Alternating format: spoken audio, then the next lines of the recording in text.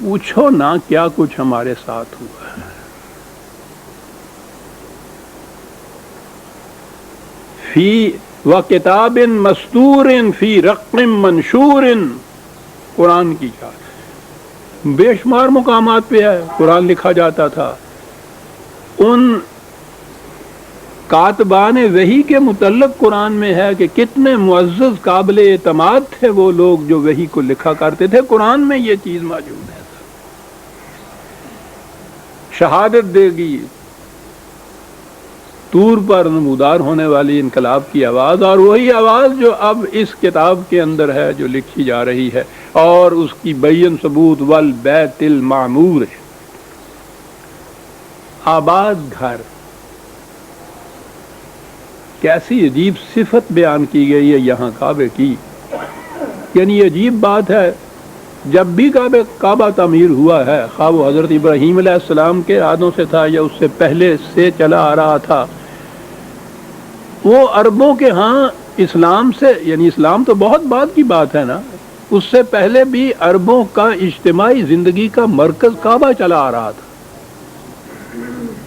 وہ کبھی ایک دن کے لیے بھی ویرانہ نہیں ہوا ہے.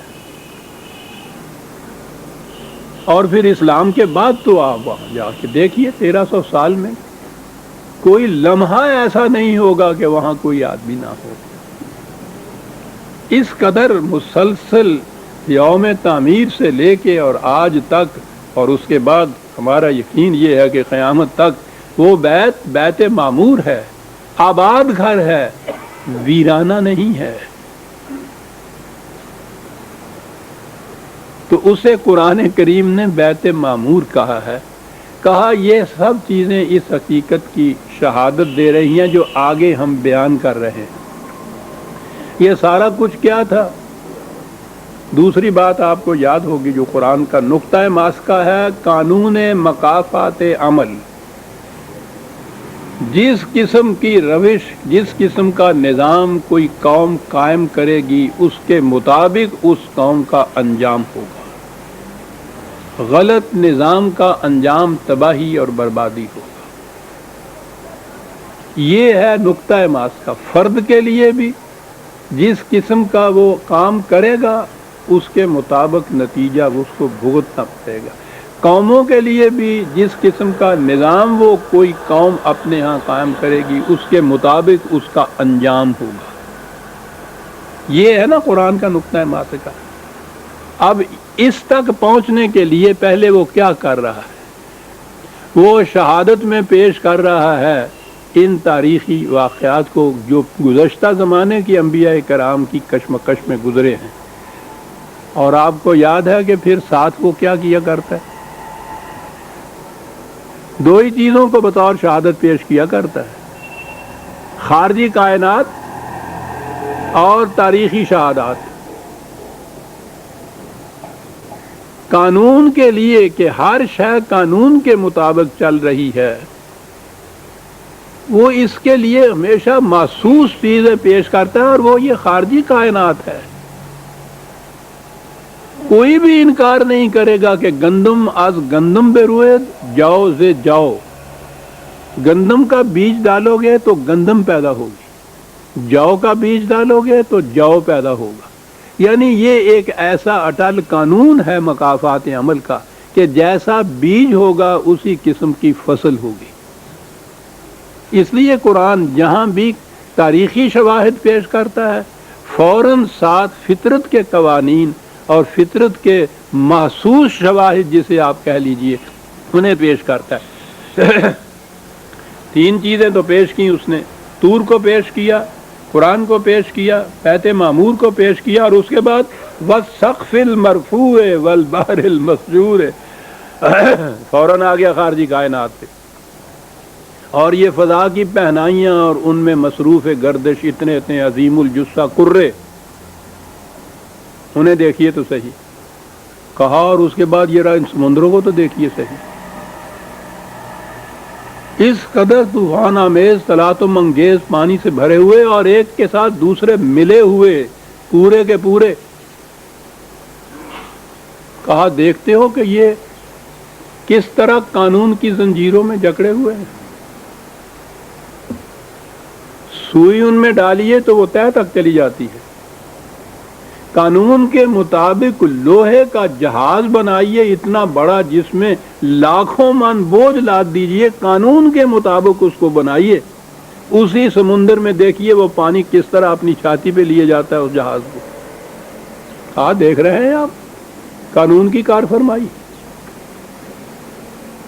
تو دونوں شہادتیں پیش کرنے کے بعد کیا کہا؟ کس بات کے لیے شہادتیں پیش کی جا رہی ہیں کہ اِنَّ عَذَابَ رَبِّكَ لَوَاقِعٌ.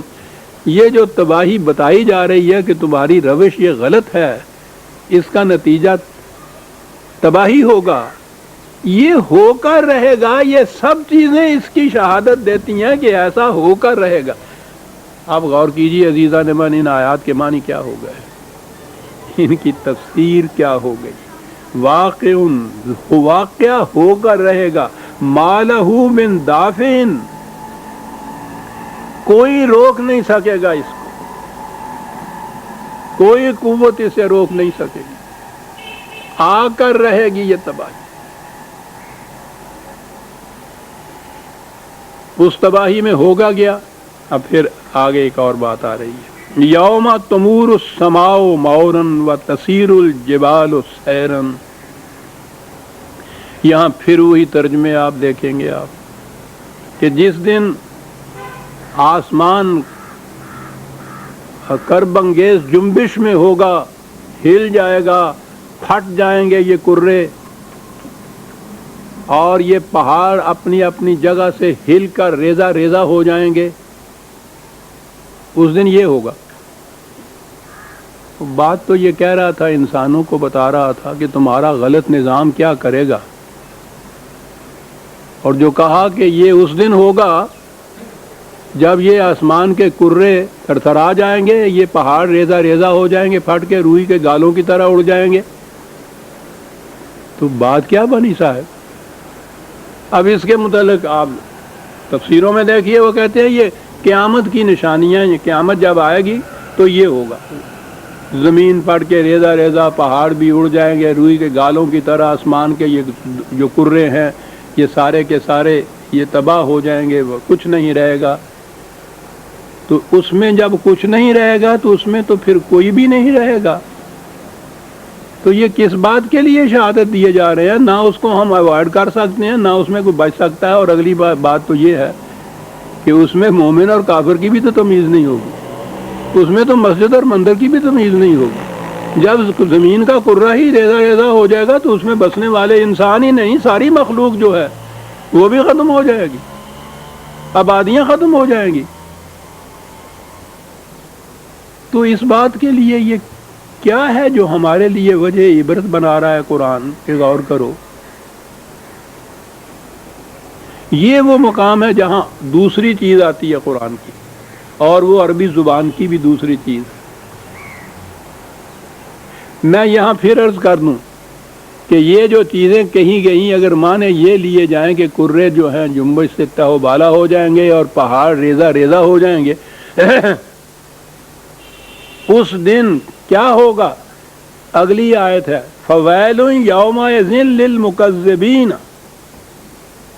اس دن وہ لوگ جو خدا کے قانون مکافات عمل کو جھوٹا سمجھتے ہیں ان کی تباہی ہوگی. تو وہ نظر آئے گا کہ یہ تو ان کی تباہی ہے صرف. اور اگر یہ مانا جائے کہ یہ قرب قیامت کی نشانیاں ہیں، یہ تو زمین پڑ جائے گی، پہاڑ سے ریزہ ریزہ ہو جائیں گے، تو یہ ان کے لیے تو نہیں ہے. وہ تو جو اس قانون کو ماننے والے ہیں، نہ ماننے والے وہ سارے ذیہیات ختم ہو جائیں گے. وہ کہتا ہے کہ اس دن ان لوگوں کی تباہی ہوگی. تو گویا نظر آیا کہ یہ بات نہیں ہے جو کہی جائے گی کہ یہ قرب قیامت کی نشانی ہے، پہاڑ پھٹیں گے، زمین ختم ہو جائے گی، آسمان کے کرے جو ہیں لرز جائیں گے. وہ تو کہتا ہے کہ اس دن ان کی تباہی ہوگی. اور اگلی ساری آیتیں ان کے متعلق ہیں، ایک دو نہیں ہیں، اگلی 4-5 آیتیں انہی کے متعلق ہیں کہ ان کے ساتھ کیا ہوگا اس دن.